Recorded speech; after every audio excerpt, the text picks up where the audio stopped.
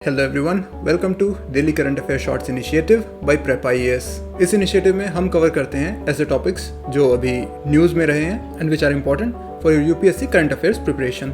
And at the end of the video, we also cover some MCQs based on these topics. So stay till the end and try to answer the MCQs. With that, let's take a look at the topics that we will be covering in today's video. So these are the topics that we will be covering today. So let's start with the first topic.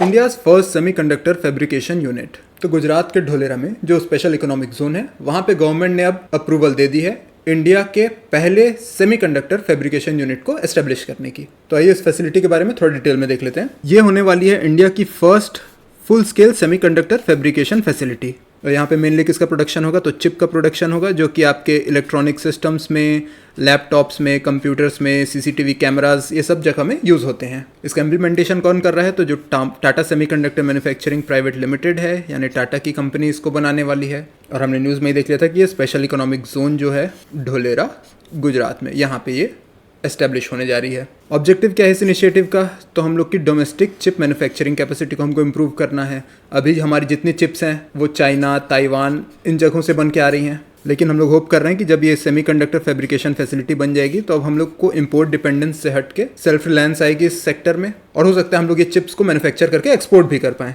इसके पहले भी small scale में India में, गुजरात में ही या फिर ओडिशा में हमने चिप मैन्युफैक्चरिंग फैसिलिटीज़ बनाई हैं, पर ये होने वाली है हमारी first full scale semiconductor fabrication facility. इसलिए बहुत ही इंपॉर्टेंट टॉपिक हो गया है, बिल्कुल सिंगल लाइनर क्वेश्चन इसमें आ सकता है, ये आपको याद रखना है कि इसकी लोकेशन कहाँ है। इसके अलावा यहाँ पे इसके ऑब्जेक्टिव्स दिए हुए हैं, कुछ सेलिएंट फीचर्स दिए हुए हैं, उतने इंपॉर्टेंट नहीं है आपके लिए। आपको मेन यहाँ पर से यही याद रखना है कि यूनिट कहाँ पे एस्टेब्लिश किया गया है और इंडिया में अपने आप में पहला ऐसा यूनिट होने वाला है ये। चलिए तो अब आ जाते हैं आज के सेकंड टॉपिक में, and the second topic for the day is marine heat waves. तो रिसेंटली एक स्टडी हुई है जिससे ये पता चला है कि जब ट्रॉपिकल साइक्लोन्स हैं वो मरीन हीट वेव्स के ऊपर से होकर गुजरते हैं तो ये और ज़्यादा डिस्ट्रक्टिव हो जाते हैं। तो हमारे लिए ज्योग्राफी से रिलेटेड ये कॉन्सेप्ट समझना जरूरी है कि मरीन हीट वेव्स जो हैं वो क्या होती हैं, इनका फॉर्मेशन कैसे होता है और रिसेंट ईयर्स में इनका क्या इंपैक्ट हुआ है इंडिया के ऊपर। तो चलिए देख लेते हैं क्या होती है marine heat waves. Marine heat wave refers to prolonged phase of abnormally high sea surface temperature. ठीक है, हाई सी सरफेस टेम्परेचर ये यहाँ पे कीवर्ड है, और जब ये लंबे समय तक एग्जिस्ट करता है तो उसको कहा जाता है मरीन हीट वेव। और नाम में ही मरीन हो गया, यानी कि ओशियानिक रीजन की बात हो रही है यहाँ पे। अब जब यहाँ पे सी टेम्परेचर की बात हो रही है, सी टेम्परेचर राइज होता है, सी सरफेस टेम्परेचर, तो कितने टेम्परेचर की बात हो रही है यहाँ पे, लगभग 1 to 3 डिग्रीज परमानेंट राइज हो जाता है जब नॉर्मल सी टेम्परेचर का किसी पर्टिकुलर एरिया में, तभी हम लोग उसको मरीन हीट वेव बोलेंगे। प्लस लंबे समय तक ये परसिस्ट भी करना चाहिए। तो इसको एक डायग्राम से समझ लेते हैं। एक इसके लिए जो इंपॉर्टेंट कंडीशन है वो है विंड्स। देखिए फर्स्ट डायग्राम में जब नॉर्मल कंडीशन है तो नॉर्मल विंड्स फ्लो हो रही हैं, सेकंड डायग्राम में वीक विंड्स हो गई, और ये मरीन हीट वेव वाली कंडीशन है। इसके अलावा यहाँ कुछ और फैक्टर्स हैं, जैसे कि यहाँ पे सोलर हीटिंग इंक्रीज हो गई है, क्लाउड कवर भी लो है। जब ये सब फैक्टर्स एक साथ कंबाइन हो जाते हैं तो इवेपोरेशन की रेट कम होने लगती है। इवेपोरेशन की रेट कम होने लगती है तो ये जो नीचे का कोल्ड वाटर है ये सरफेस पे धीरे आता है। जब नॉर्मल कंडीशन की बात करते हैं तो ये वाटर जल्दी जल्दी ऊपर आता है, स्ट्रॉन्ग मिक्सिंग होती है, इसके कारण लगातार सर्कुलेशन बना रहता है, और ओशियन वाटर है वो एक कूलिंग इफेक्ट प्रोवाइड करता है अपने नेबरिंग एरियाज को। लेकिन मरीन हीट वेव की कंडीशन में ये मिक्सिंग वीक हो जाती है, ये वीक होती है, इस कारण ये सरफेस पे जल्दी जल्दी वाटर नहीं जा पा रहा है, और ओशियन का जो एक कूलिंग इफेक्ट होता है नेबरिंग एरियाज में, वो कूलिंग इफेक्ट आना बंद हो जाता है। चलिए अब इसकी थ्योरी को देख लेते हैं। जो मरीन हीट वेव्स हैं वो ग्लोबल क्लाइमेटिक फोर्सेस और जो रीजनल एटमॉस्फेरिक कंडीशन है इन दोनों के कॉम्बिनेशन से बनती हैं।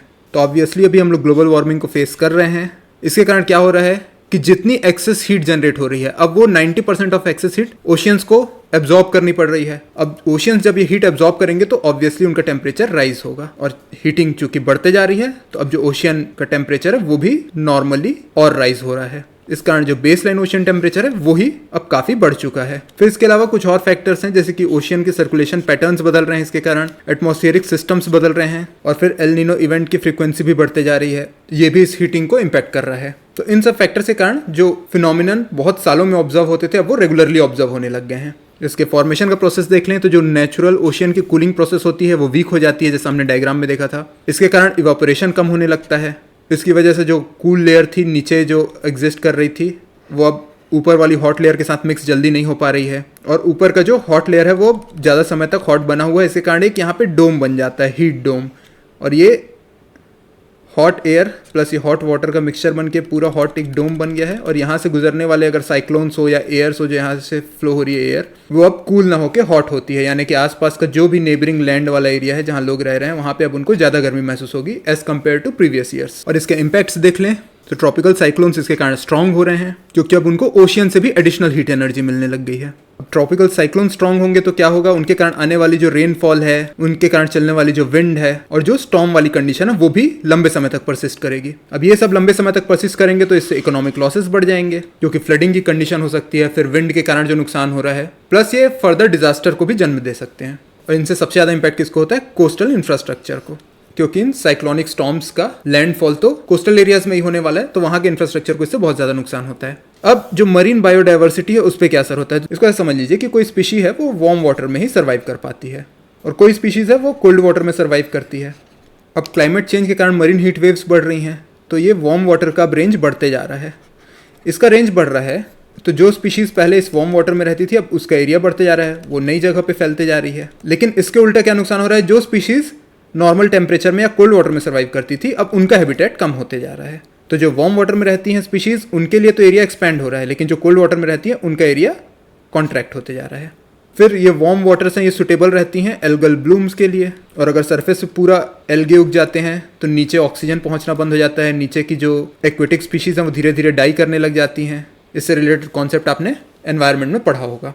फिर इसके कारण कोरल ब्लीचिंग इवेंट भी होते हैं, क्योंकि हमने ये देखा है कि जब टेम्परेचर बढ़ने लगता है वाटर का तो जो कोरल्स हैं वो अपने कलर लूज कर जाते हैं, इसको कोरल ब्लीचिंग कहते हैं। और इसके कारण केल्प्स को भी असर पड़ता है। ये एल्गे होते हैं जो कि सी फ्लोर में रहते हैं और कार्बन सिक्वेस्ट्रेशन में, यानी कि कार्बन को सोख के सी फ्लोर्स में उसको स्टोर करने का काम करते हैं केल्प फॉरेस्ट। और वार्म वाटर की वजह से धीरे धीरे इनका भी लॉस होता है, तो अब जो कार्बन स्टोर हो रहा था वो स्टोर होना भी बंद हो जाएगा, वो रिलीज होगा एटमॉस्फेयर में, फिर वो और वार्मिंग करेगा, तो एक विशियस साइकिल बन जाएगी इससे, राइट। तो यही कॉन्सेप्ट है, ज्योग्राफी का एक इंपॉर्टेंट कॉन्सेप्ट है मरीन हीट वेव्स, खास करके रिसेंट ईयर्स में ये और फोकस में आ गया है, तो आपको पता होना चाहिए कि ये क्या है। चलिए अब आ जाते हैं नेक्स्ट टॉपिक में, and the next topic is Hokersar lake. तो इस लेक को होकेरसर लेक भी कहते हैं, होकेरा लेक भी कहते हैं। Controller and auditor general of India ने रिसेंटली रिपोर्ट किया है कि बहुत ज्यादा इकोलॉजिकल डिग्रेडेशन हो रहा है और लार्ज स्केल एनक्रोचमेंट हो रहा है होकेरा लेक का। तो कहाँ पे है ये होकेरा लेक या होकेरसर लेक, और क्या सिग्निफिकेंस है इसकी, और क्या थ्रेट्स हैं इसको करेंटली, ये सब हम लोग इस टॉपिक में देखने वाले हैं। तो ये जो होकेरसर लेक है या होकेरा लेक जिसको कहते हैं, ये एक नेचुरल वेटलैंड है। हमारे लिए इसलिए ज़्यादा इंपॉर्टेंट है क्योंकि ये एक रामसर साइट भी है। किस रिवर से एसोसिएटेड है, तो झेलम रिवर बेसिन के अंडर आता है ये, और मेन इसमें जो झेलम की एक ट्रिब्यूटरी है दूधगंगा रिवर, वो इस वेटलैंड से एसोसिएटेड है। इससे रिलेटेड अगर माउंटेन की बात की जाए तो पीर पंजाल रेंज है, वो यहाँ पे लोकेटेड है। अगर आप मैप में देख पा रहे हैं तो ये देखिए जम्मू एंड कश्मीर में है ये होकेरसर लेक। अब इसकी सिग्निफिकेंस देख लेते हैं। तो ये तो हमने देख लिया कि रामसर साइट है। फिर ये लार्जेस्ट बर्ड सेंचुरी है कश्मीर वैली में। यहाँ पे जो आने वाली माइग्रेटरी बर्ड्स हैं वो कहाँ से आती हैं, तो Siberia, central Asia, northern Europe से आती हैं। और ये यहाँ की लोकल जो कम्युनिटीज़ है उनके लिए एक लाइवलीहुड का सोर्स भी है, फिशिंग करके या फिर एक्वेटिक वेजिटेशन को कलेक्ट करके वो अपना लाइवलीहुड यहाँ पे चलाते हैं। फिर एक वेटलैंड होने के कारण ये यहाँ पे वाटर रेगुलेशन का भी की रोल प्ले करता है ना। अगर फ्लड वगैरह आ रही है तो एक्स्ट्रा वाटर ये एब्जॉर्ब करने की कैपेसिटी रखता है, प्लस आसपास के जितने भी एरिया हैं उनकी जो वाटर नीड्स है उसको ये फुलफिल करता है।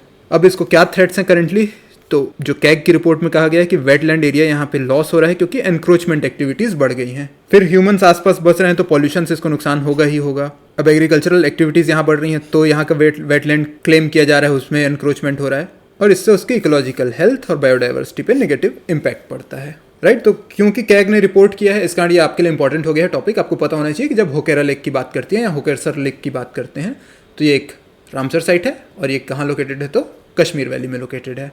इससे एसोसिएटेड रिवर्स भी याद रखेंगे, झेलम इन जनरल और दूधगंगा इन पर्टिकुलर। चलो तो अब आ जाते हैं आज के लास्ट टॉपिक में, विच इज सर्टोडैक्टिलस जयादित्याई।